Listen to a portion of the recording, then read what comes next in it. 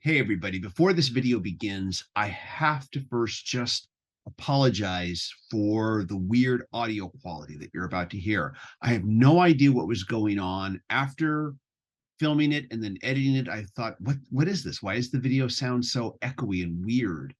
I'm gonna have to look into it and figure it out, but I can't reshoot it. So it's gonna have to go as is. I did my best to try to fix the audio as much as I could, but there wasn't much I could do. Again, thank you so much for watching. Thank you for your support, and apologize for the audio quality. Hopefully this was just a one-off. I'm a little worried now because Superfan and I shot our follow-up to the Song of the South video that we did earlier on the weekend, where we react to the actual movie. And I hope the audio doesn't sound like that, because it was a good video and I really don't want to have to reshoot it because of the audio, but we'll see what happens. Anyways, here's the video. Thanks for your support.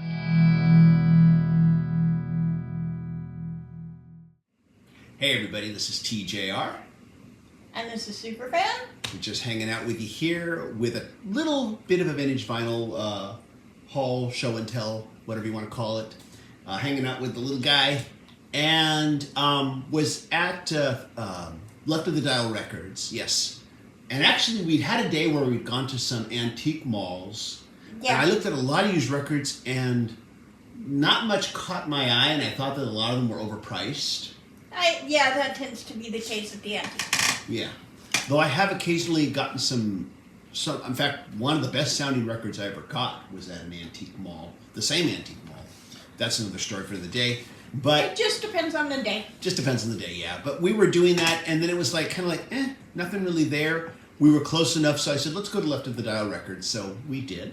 Well, and we were going to Trader Joe's. Well, yeah, and that's right in the same area, so we said, let's just stop by there. And I found two rather interesting albums that I thought I would talk about here.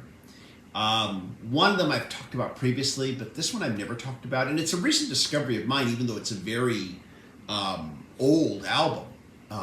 It is a recent discovery. And this album is called Bathing at Baxter's, and it's from the Jefferson Airplane. Let me pull it out of this little sleeve that they put on it here. Oh, I'm sorry, After Bathing at Baxter's. That's on the back cover, and this is the front cover here. And this was their third studio album. It came right after Surrealistic Pillow, which of course everybody has heard of. It has the big hits off of it. This had no real hits off of it. Cover, a lot of wear, as you can see. A lot of wear there, a lot of ring wear. Interior actually looks pretty good. The interior looks pretty nice, actually. There's a lot more gloss there. We'll pull out the record though. But I only recently discovered this album. Here's the inner sleeve. Be careful, because I think your record's ready to fall out. Oh yeah, there's a lot of, this sleeve has a lot of holes in it. Yeah, it's got cuts and breaks all throughout. It's got a lot of seam splits. I'm going to be very careful. Of course, we'll get this little bad, whoa, it's starting to come out there. We'll get this little bad boy its own fresh anti-static sleeve after I clean it up. But here's the record here. And I thought, even though the actual jacket didn't look had a lot of rough wear, that the album itself looked pretty darn good, They do take care at that record store. For the most part, I've been pretty happy with what I get there. I think I've only had one real disappointment from them, and those are pretty good odds when it comes to these records. You can never know sometimes, and there's always a risk. So I always just accept that as part of the bargain of what I'm doing. So anyways, but this was a very psychedelic album. I discovered it recently only. There is an app called Flipboard that I subscribe to. I don't really subscribe to it, I just downloaded the app. They have a separate section that's just music. And so sometimes I'll get alerted to cool things that I wasn't aware of, and this was one of them. There was a review of this album. And I was intrigued by the review and just thought, okay, I'll listen to it. Listened to it and thought, wow, I really like this. This is kind of a cool, trippy album.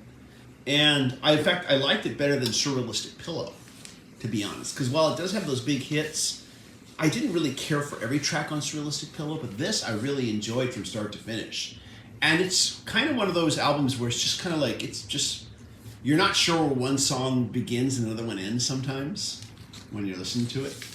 So anyways, though, but yeah, After Bathing at Baxter's by the Jefferson Airplane. And let me go ahead and just set this one down. I'm not going to try to put it in that sleeve right now. There we go. And the next one here, I have actually talked about this album, and I had bought a re-pressing of it, a re-release of it on vinyl, only to let it go, because I didn't feel there was that much difference between it and the CD. And I kept, in fact, I thought there was no difference. I kept the CD and just let go of the record. And it just comes down to having room for other things. And so I just let it go. But I found this original copy, 70s copy here that I took a look at in the store. And this sleeve is on very tight. I'll try to take it off of here. We are not going to keep it in this sleeve. Oh man, that's tight. Well, why don't you just rip it? And no, I'm going to try to keep it. Well, here we go. Yeah, I might have to rip it. It's really tight. Yeah, here we go. But this here, let me talk about it here, came out in the 70s, and I discovered it back, you may have heard me talk about how my older brother, he had, he left his record collection when he went to college and said I could, listen to stuff on it. And he said, just, take good care, and he showed me how, and I took good care. Anyways, this was Tommy, the Who's Tommy, as performed by the London Symphony Orchestra, with Roger Daltrey performing the part of Tommy, Pete Townsend doing the part of the narrator, various guest vocalists playing the other parts. So it was like you were watching and listening to an actual, opera performance. Like a Broadway performance. Except that it was, like I said, the London Symphony Orchestra. And although it wasn't entirely, The Who also played on it. There are parts where they let the band take control. And all the decisions behind that were very wise when they decided to let the band take control and just have the orchestra as sort of a backup versus just having the orchestra. This is in really bad shape, this outer cover here, the slipcase here. Look at that. You can see that. And I, of course, I looked at it and knew that it was in really bad shape. But that's part of the reason why it was priced so cheaply, was that was in bad shape. Well, it's well loved, but and if it's well loved, then it can be well taken care of too. Yeah. Yeah, and like I said, sometimes they say if how bad the outer sleeve looks is kind of an indication as to how bad the records might be. But I didn't think so in this case. I looked at them. First of all, let me show you this booklet here. The repressing just came in a standard gatefold sleeve, and it did come with the booklet. But I wanted to get it again here, the original, because just to hear it again. The booklet, I can already see it. Look at that. It's got some loose pages. No, like I said, well loved. It's old, but like I said, it was fairly cheap. It's got a few loose pages. But this was wonderfully illustrated, beautiful artwork, lyrics, and yeah, this was like a special, it's funny, I don't hear people talking about it. I actually made a video called 4 Versions of Tommy, where I contrast and compare the original against this version and the movie soundtrack version and the Broadway musical version. And there's a big difference between the Broadway version and this one, because this is a full orchestra, whereas the Broadway musical version sounds like Broadway, But anyways, though, yeah, so we've got this wonderful, really nice book here that comes with it. Let's put that back here. Unfortunately, yeah, this slipcase is in really bad shape. Then the records actually come packaged in this gatefold here. It looks like this. And the records themselves, though, I looked at them and I thought, yeah, they look pretty darn good. And here are the sleeves that it came in. I'll pull out one of these here. These will all get their own sleeves too as well. There's the record right there. And I just remember being very impressed with this. And I still am impressed with it. Because later I would buy it on CD. But I had heard these. Like I said, my older brother had these records, and I was like blown away that this existed. I was completely, flabbergasted. There was an orchestral version, really? I couldn't believe it. And so, because I was already familiar with the movie. In fact, my first experience with Tommy was watching the movie, and I had no clue what I was going to go see when I went to it. I was just intrigued by the trailer, at the TV trailer ad, and was completely like unaware of the Who, what the rock opera was. I had heard Elton John's rendition of Pinball Wizard, which was in the film. So once I saw the film, I was like, oh, Elton John, Pinball Wizard, he's playing this. Oh, this is part of this. I hadn't put it all together yet. I was still just a young teenager. And I knew who the Who were, but I hadn't heard their rendition of Pinball Wizard yet at that point. I would hear it afterwards. But anyways, though, so I'll put this back in here. Come on. You go that way. That's better. Yeah, so this was the gatefold they put it in. The version that I originally picked up had this cover right here that you're seeing, but it was, like I said, a gatefold, standard gatefold. Had the booklet, the 2 records. Didn't have this, or this, like I said, the slipcase. So I packaged it a little differently, but I felt it was a remastering, but I felt it just sounded the same on the CD, so I just kept the CD and let that go. Sold it off because just room, space. But I do want to hear. This is, of course, the original '70s release, and so I do want to hear it as all analog on analog. Analog recording on analog equipment. And yeah, ooh yeah, look at that. That's really, yeah. I'm wondering how I'm probably, ooh yeah, that's breaking apart actually. Wow, that is in really bad shape. Look at that. I didn't even realize how bad it was when I was in the record store till looking at it now. TJR from the future interrupting TJR and Superman from the past. So I was in the middle of editing this very video. And as I was editing it, I kept thinking, how did I not notice how bad that slipcase was, how bad of a shape it was in? And you may remember that I had trouble getting it out of that vinyl sleeve that they put it in, at the record store.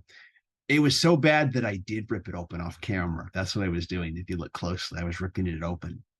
And even after we shot the video, I thought, how did I ever get it out the first time? And then as I was editing, it occurred to me, because I never took it out of that clear vinyl sleeve, I just reached in and pulled out the gatefold, looked at the records, realized, okay, these records look pretty darn good.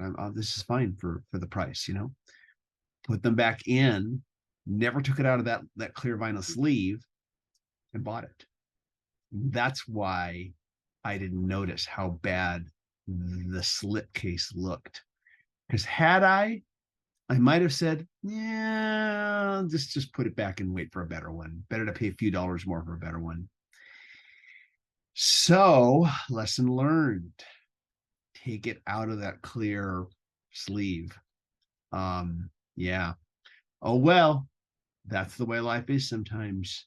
You win some, you lose some. And like I said, lesson learned. Okay, back to the video. Honestly, I could try to glue this. I don't know. I'll take a look at it later. Yeah. Don't know how.